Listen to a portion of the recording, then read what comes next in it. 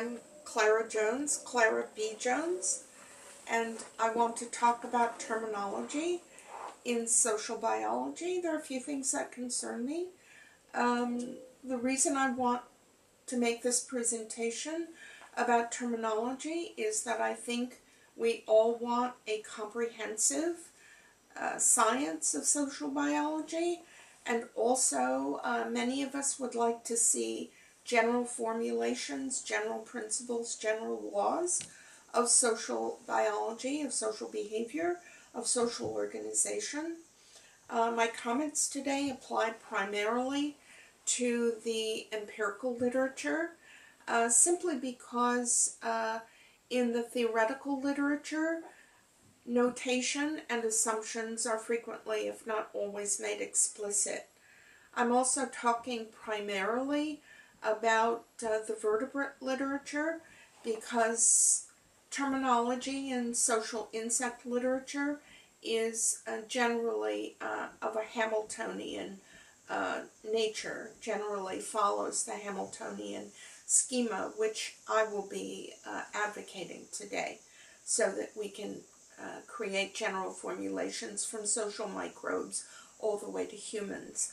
Now, the first term that I would like to discuss is the term social or sociality, and social is used in 4 different ways in the literature. 3 of these are relevant to my comments today. In the first sense, social or sociality is used to apply to any interaction among conspecifics. And I think that this is way too imprecise and should be defined more clearly and made more explicit in the literature. The second usage of the term social or sociality also refers to interactions among conspecifics, but these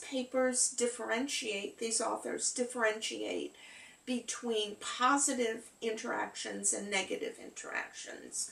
The major point I want to make here is that even though most of these papers assume that positive interactions are induced by cooperation or altruism, usually cooperation, positive interactions may also be induced by selfish behavior, so that an actor selfishly may impose positive interactions upon a recipient of the action.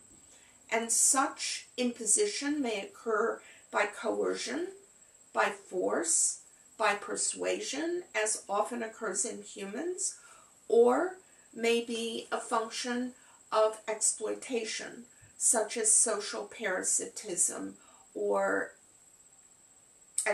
manipulation. The third point I want to make concerns the usage of social and sociality in a Hamiltonian sense, and this is the sense that I am advocating. I am advocating that we utilize Hamilton's schema for qualitative and quantitative purposes in the literature, whereby he differentiates selfish, spiteful, cooperative, and altruistic interactions based on costs and benefits reproductively.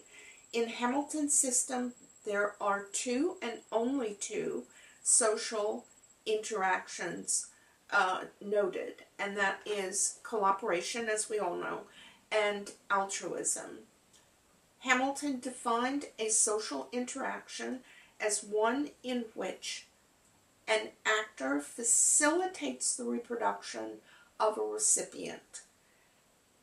A selfish interaction, which may induce positive responses on the part of the recipient.